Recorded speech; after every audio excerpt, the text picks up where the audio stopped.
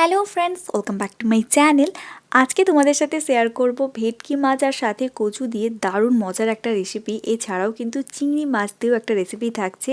এখানেই কিন্তু শেষ নয়, বেগুন পোড়া সাথে টমেটো পোড়া দিয়ে একটা দারুণ মজার রেসিপি, যেটা আমিও কিন্তু প্রথমবার খাবো। তো সমস্তটা তোমাদের সাথে আজকে শেয়ার করব, তাই ভিডিওটা স্কিপ না করে পুরো ভিডিওটা দেখতে থাকো।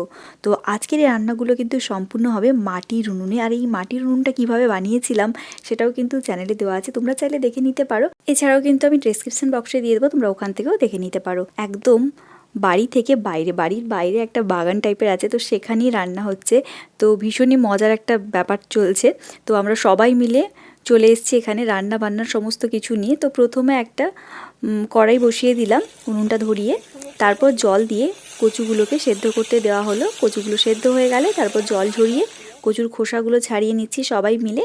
এবার কড়াইটা বসিয়ে দিলাম, তারপর তার মধ্যে তেল আর চুনো মাছ, একদম ছোট ছোট যে চুনো মাছ বলে, মানে ছোট ছোট বিভিন্ন ধরনের মাছ থাকে, তো সেই মাছগুলোকে প্রথমে নুন হলুদ মেখে নেওয়া হয়েছিল, তারপর ভেজে নেওয়া হচ্ছে। আর সাথে একটা বড় মাছ ছিল, সেটাও ভেজে নেওয়া হচ্ছে।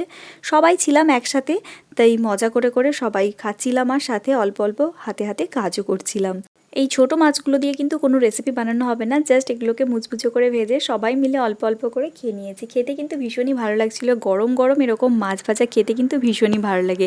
তাও আবার এরকম যদি বাড়ির বাইরে একটু রান্না বান্না চলে, একটু পিকনিক পিকনিক ব্যাপারটা মনে হয় আর কি।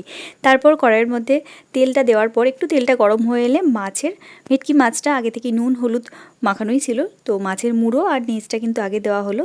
মুড়োটা ভাজতে একটু সময় লাগে, তাই জন্য মাছের মুড়োটা আগে দেওয়া হলো। তারপর কিন্তু মাছের যে বাকি পিসগুলো, চাকার পিসগুলো, সেগুলোকে দিয়ে উল্টে পাল্টে মাছগুলোকে ভেজে তুলে নিল।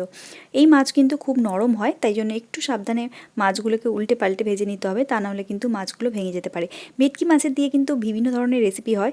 ভেটকি মাছের পাতুরি, ভেটকি মাছ দিয়ে ফিশ ফ্রাই, বাটার ফ্রাই, অনেক রকমের রেসিপি হয়। আর ভেটকি মাছ দিয়ে কিন্তু বিভিন্ন ধরনের রেসিপিও কিন্তু আমার চ্যানেলে দেওয়া আছে, তোমরা চাইলে দেখতে পারো। আর ভেটকি মাছ খেতেও কিন্তু ভীষণই ভালো লাগে এই কারণে, কারণ এই মাছে কিন্তু খুব বেশি কাটা থাকে না, আর মাছটা বেশ সফট হয়, খেতেও ভীষণই ভালো হয়। তোমরা অবশ্যই জানিও তোমাদের পছন্দের মাছ, এছাড়াও কিন্তু পছন্দের রেসিপিটা অবশ্যই কমেন্টস বক্সে কমেন্টস করে জানিও। ভেটকি মাছটা ভাজা হয়ে গেলে এবার ওই তেলের ওপরই দিয়ে দেবো চিংড়ি মাছ। আর চিংড়ি মাছ ভাজতে কিন্তু খুব বেশি সময় লাগে না, আর এই মাছ কিন্তু খুব বেশি কড়া করে ভাজলে মাছ শক্ত হয়ে যায়, তাই হালকা করে চিংড়ি মাছগুলো ভেজে তুলে নেব। এবার এই মাছ ভাজা তেলের ওপরই দেওয়া হচ্ছে গোটা জিরে, তেজপাতা, একটুখানি থেতো করে নেওয়া রসুন, তারপর কুচনো পেঁয়াজ দিয়ে খুব ভালো করে মশলাটাকে একটু কষিয়ে নিতে হবে।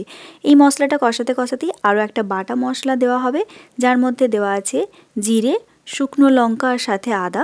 জল দিয়ে খুব ভালো করে একটা মিহি পেস্ট বানানো হয়েছে।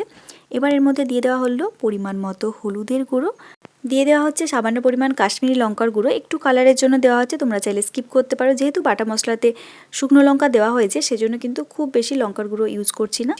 এবার আগে থেকে সেদ্ধ করে নেওয়া কচুগুলোকেও দিয়ে দেওয়া হচ্ছে, তারপর পরিমাণ মতো লবণ দিয়ে খুব ভালো করে মশলার সাথে কচুটাকে খুব ভালো করে কষিয়ে নিতে হবে। কচু দিয়ে ভেটকি মাছের এই ঝোলটা খেতে কিন্তু ভীষণই ভালো হয়, তোমরা অবশ্যই একবার হলেও এইভাবে বানিও। তারপর মশলা ধোয়ার যে জলটা, মানে মশলার যে বাটি ধোয়া জলটা, সেটা দেওয়া হলো।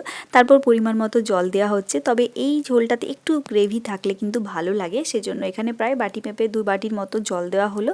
এবার আগে থেকে ভেজে নেওয়া ভেটকি মাছগুলো দিয়ে দেওয়া হচ্ছে এক এক করে। আর এই ভেটকি মাছগুলো এই রান্নার জন্য কিন্তু একটু ভালো করে ভাজতে হবে, তা নাহলে কাঁচা কাঁচা হয়ে গেলে কিন্তু এমনিতেই কিন্তু ভেটকি মাছের একটা স্মেল থাকে আস্তে আস্তে, তো সেক্ষেত্রে মাছগুলোকে যদি একটু বেশি করে ভাজা হয় সেক্ষেত্রে কিন্তু খেতেও ভালো হয়। আর ঝোলের মধ্যে যে মাছ দিলে কিন্তু মাছটা নরম হয়ে যায়, সেজন্য একটু ভালো করে ভেজে মাছগুলো দিলে কিন্তু ভালো হয়। মাছটা ঝোলের মধ্যে দেওয়ার পর জাস্ট কয়েক মিনিট পরেই কিন্তু নামিয়ে নিতে হবে। জাস্ট নামানোর আগে একটুখানি ধনেপাতা দিয়ে নামিয়ে নিলেই কিন্তু একদম রেডি ভেটকি মাছ আর কচু দিয়ে দারুণ মজার এই কচু দিয়ে ভেটকি মাছের ঝোল। খেতে কিন্তু ভীষণই ভালো হয়, তোমরা অবশ্যই একবার হলেও বানিও।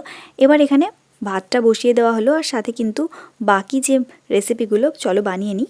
তো এখানে আজকে লঙ্কা পোড়া বানানো হয়েছে, জাস্ট লঙ্কাগুলোকে পুড়ে তারপর কুচনো পেঁয়াজের সাথে সর্ষের তেল আর সাথে পেঁয়াজ দিয়ে লঙ্কাটাকে মেখে পেঁয়াজটাকে মেখে নেওয়া হলো। আর এই পেঁয়াজ মাখাটা দিয়ে দুটো রেসিপি বানানো হবে। তো প্রথমে ভাজা চিংড়ি মাছগুলোকে একদম খুব ভালো করে হাত দিয়ে একদম মেখে নেওয়া হচ্ছে। তোমরা চাইলে কিন্তু এটাকে সিলেও বেটে নিতে পারো, বেশ খেতে ভালো টেস্টি হয়। তো খুব ভালো করে পেঁয়াজের সাথে আর সাথে চিংড়ি মাছ খুব ভালো করে মেখে নিতে হবে, দিলেই কিন্তু আমাদের চিংড়ি মাখা বা চিংড়ি মোলা রেডি। একদম গরম ধোয়া ওঠা ভাতের সাথে চিংড়ি মাছ পেঁয়াজ দিয়ে এই মাছ মোলাটা খেতে কিন্তু ভীষণই ভালো হয়। আজকে কিন্তু এই উনুনে বেগুন পোড়া টমেটো পোড়াও হবে। বেগুন পোড়াটা আমি অনেকবারই খেয়েছি, বাট টমেটো পোড়াটা কিন্তু একদমই প্রথমবার খাবো। বেগুনগুলোকে এইভাবে একটু ফুটো ফুটো করে নেওয়া হচ্ছে যাতে করে বেগুনটা খুব তাড়াতাড়ি পুড়ে যায়, মানে পোড়া পোড়া ব্যাপারটা হয়ে যায়। তো এখানে উনুনের মধ্যে যতক্ষণে ভাতটা হচ্ছে বেগুনটাকেও এইভাবে একটু ছোটো ছোটো করে ফুটো ফুটো করে দিয়ে তারপর উনুনের মধ্যে বেগুনটাকে দিয়ে দেওয়া হচ্ছে। ভাতটাও কিন্তু একদম হয়ে গেছে, ভাতটা নামিয়ে নেওয়া হলো। আর এদিকে কিন্তু বেগুনটাও কিন্তু খুব ভালো করে পোড়া হয়ে গেছে। আর এরকম উনুনে বেগুন পোড়া খেতে কিন্তু ভীষণই টেস্টি হয়। গ্যাসের থেকেও কিন্তু উনুনে বানানো এই বেগুন পোড়ার কিন্তু টেস্ট ভীষণই ভালো হয়। বেগুনের সাথে কিন্তু দুটো টমেটোও দেওয়া হয়েছিল, টমেটোগুলো খুব ভালো করে সেদ্ধ হয়ে গেছে আর পোড়া পোড়া হয়ে গেছে। তারপর ওখান থেকে তুলে বেগুনের খোসাটা ছাড়িয়ে নেওয়া হলো। তারপর টমেটোর বাইরে যে পুড়ে পুড়ে যাওয়া যে অংশটা, ছালগুলোকে ছাড়িয়ে দেওয়া হচ্ছে। তারপর এভাবে জলের মধ্যে ধুয়ে নেওয়ার পর বেগুন আর টমেটোকে খুব ভালো করে মেখে নেওয়া হচ্ছে। আগে থেকেই পেঁয়াজ, লঙ্কা, একটু নুন আর সাথে সর্ষে তেল দিয়ে মাখা ছিল, সেটা নিয়ে একসাথে কিন্তু বেগুনের সাথে মাখা হয়ে গেল। তারপর একটু পরিমাণ মতো লবণ আর উপর থেকে একটু কাঁচা সর্ষের তেল দিয়ে দিলেই কিন্তু একদম রেডি বেগুন টমেটো মাখা বা ভর্তা যেটা বলতে পারো। এবার গরম গরম ভাত আর সাথে কলা পাতাতে যদি খাওয়া হয় ব্যাপারটা কিন্তু একদম জমে জাস্ট একটু অন্যরকম ব্যাপারটা হয়ে যায়। যাদের ভালো লাগে তাদের জন্য কিন্তু একদম মানে কলা পাতাতে অনেকেই খেতে ভীষণই পছন্দ করে, আমিও কিন্তু তাদের মধ্যে একজন যে কলা পাতাতে খেতে ভীষণই পছন্দ করি। কাঁচা পেঁয়াজ আর কাঁচা সর্ষে তেল দিয়ে বেগুন পোড়ার সাথে টমেটো পোড়াটা একসাথে মেখে খেতে জাস্ট দারুণ টেস্টি হয়েছে।